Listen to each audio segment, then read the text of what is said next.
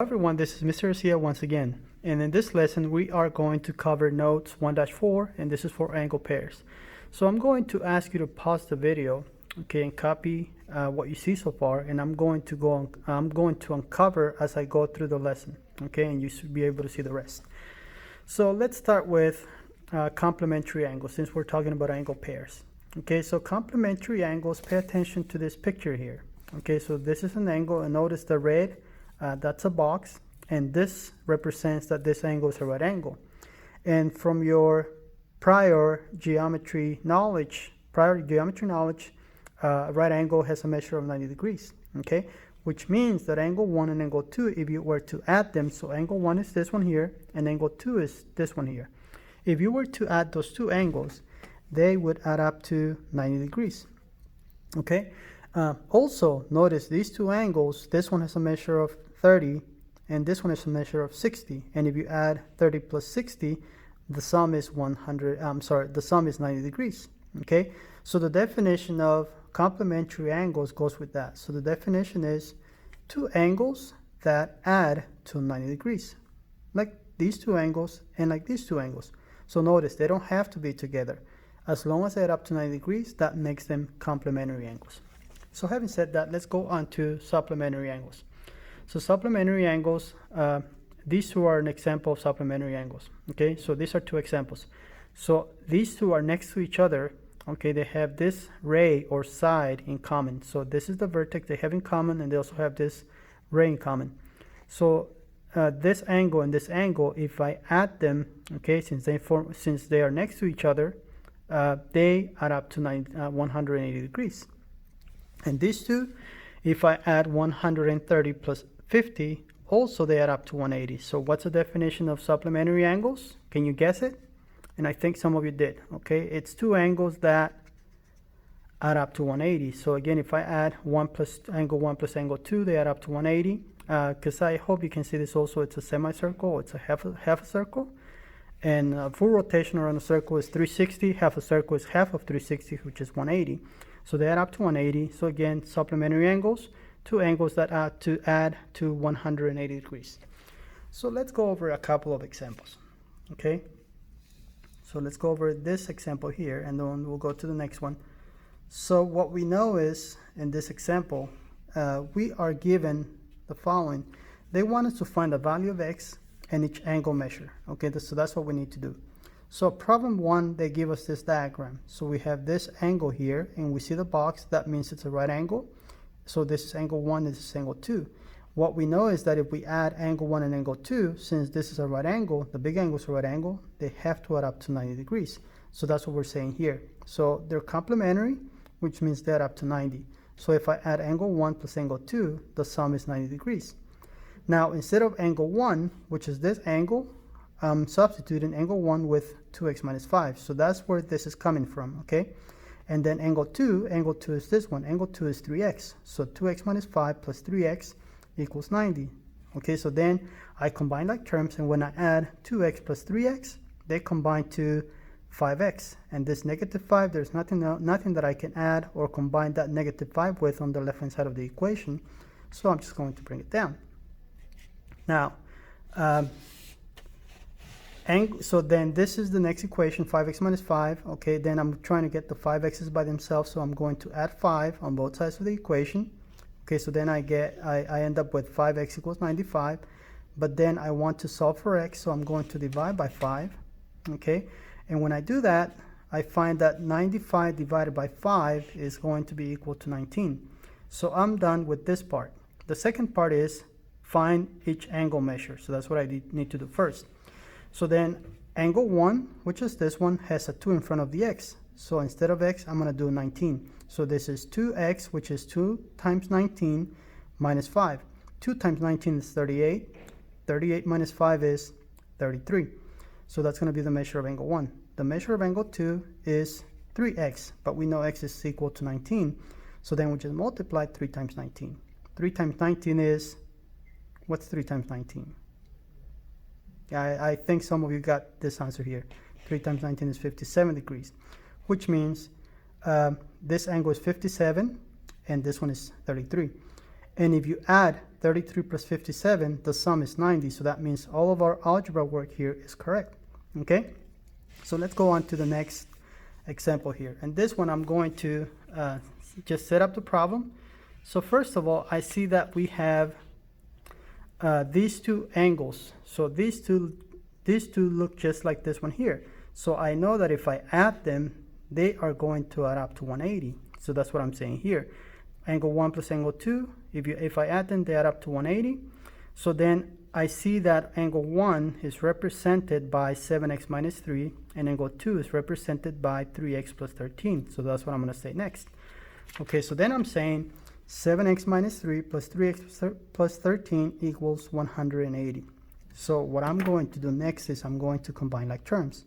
So 7x plus 3x combined become 10x. Negative 3 plus 13, that's a positive 10 or plus 10. Okay, now I'm trying to get the 10x's by themselves. There's a positive 10. I'm going to subtract that 10 from both sides of the equation. So then this goes away. I get 0 from this, but now I have the 10x's by themselves, which is what I wanted. So 180 minus 10, that leaves us with 170. Next, divide by 10. And we know that 170 divided by 10 is 17. So there's the value of x. So we're done with the first part. Algebra stops here. Geometry goes back and substitutes, okay? So then if I want to find the measure of angle 1, I'm going to say angle 1 is 7 times x, but I know x is 17. Okay, 7 times x, which is 17 minus 3. So what would be the measure of angle 1 once you enter this on your calculator or you do it by hand? So angle 1 is going to have a measure of 100 and what? Yep, 116. Okay, so this angle has a measure of 116. And then once we're done, we're going to check our answers to see if our x value that we found is correct. Now let's find the measure of angle 2. Angle 2 is 3 times, we said x is 17, so 3 times 17 plus 13. 3 times 17 is what? What's 3 times 17? Think about it. Yeah, 3 times 17 is 51, and 51 plus 13, what's 51 plus 13? Am I making you think too hard? Okay, the answer is 64 degrees. Now check, if I add 116 plus 64, is this sum 180? And the answer is yes. So that means my value for x is correct, so all of this algebra is correct. And when I substitute, I'm able to find the measure of the two angles. Okay, so let's go on to the next section for the notes. And I'm going to let you see all of this. Okay, so this will be the last part of the notes. We also have linear pair angles, and I just mentioned those here. This is an example of a linear pair, and that's an example of a linear pair. So the question is, what is the definition of a linear pair? So notice that these two angles, if I add them, they add up to, I said it here, 180. But there's a special definition on these two angles, okay? So these are two adjacent angles, and I'll come back to adjacent in a moment, what adjacent means. Adjacent angles that are supplementary, and I'm trying to squeeze the word supplementary here. So this is supplementary, okay? So two angles that are supplementary. Oh, and I copied this on the wrong spot. I apologize for that. That was my mistake. Okay, so this is two adjacent angles that are supplementary.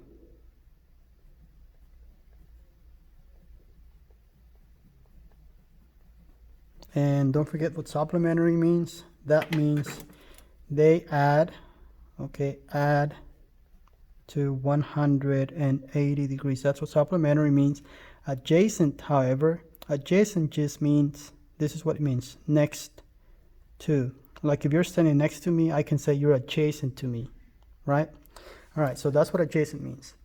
So it's just two angles that add up to 180. So having said that, if I add angle 1 plus angle 2, their sum is 180. So that's a linear pair. So let's go on to the next angle pair. Okay, and this one is going to be, I'm going to explain this first. I'm going to come back to this diagram. I'm going to go over this one first. So notice, if I were to cover, notice we have two lines intersecting. Okay, if I were to cover this ray, right, you only see a linear pair, just like, for example, just like this example here, right? That's all you see. So if I want to find the measure of, let's say this is angle, let's say this is angle, let's say this is angle 1, this is angle 4, and this is angle 3, and let's say this was angle 2, and I'm squeezing in angle 2. Okay, so if I'm given that angle 2 has a measure of 30 degrees and I want to find the measure of angle 3, all I have to do is use the fact that I know that if I add the two angles, they add up to 180. So I'm going to say angle 3 plus, I know the measure of angle 2. Angle 2 has a measure of 30 degrees, and they add up to 180 because they form a linear pair.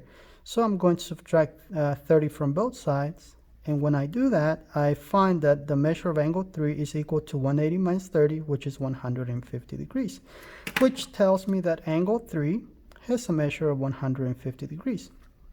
Okay, next, if I want to find the measure of angle 4 plus, I know angle 3 now, angle 4 plus 150, that equals, they have to add up to 180 again because they form a linear pair. So 180, and again subtract 150 from both sides of the equation, and I find that the measure of angle 4 is equal to 180 minus 150. That gives us 30 degrees. So now I know that this angle has a measure of 30 degrees. Okay, last I'm going to cover this ray, so you can only see angle 1 and angle 4. But again, by the same reasoning, if I add angle 1 plus angle 4, which has a measure of 30 degrees, okay, the sum has to be equal to 180 degrees. Again, subtract 30. So then I have angle 1 equals 180 minus 30, that's 150 degrees. So this angle has a measure of 150. Now, watch this. Angle 1, 150. Angle 3, 150. Angle 4, 30. Angle 2, 30. You see the connection here? I'm going to add something here, and then I think I'll explain. So this angle and this angle and this angle here and this one here, they're opposite to each other, and as you can see, they are equal. So I just proved it. And these two angles, right, they're opposite to each other, and those two angles are equal. So the definition of vertical angles we're going to use here is you're going to have two pairs, okay, of opposite angles, okay, two pairs of opposite angles when two lines cross. So as you can see, these two lines crossed each other, but when they crossed, they form right angles. And what you need to get from this is that angle, we say vertical angles. I'm just going to add that here. Vertical angles are congruent. So angle 1 is equal to angle 3, angle 2 is equal to angle 4. So that's what you need to get from this lesson, and I'll see you guys on the next lesson. Okay, take care. Bye-bye.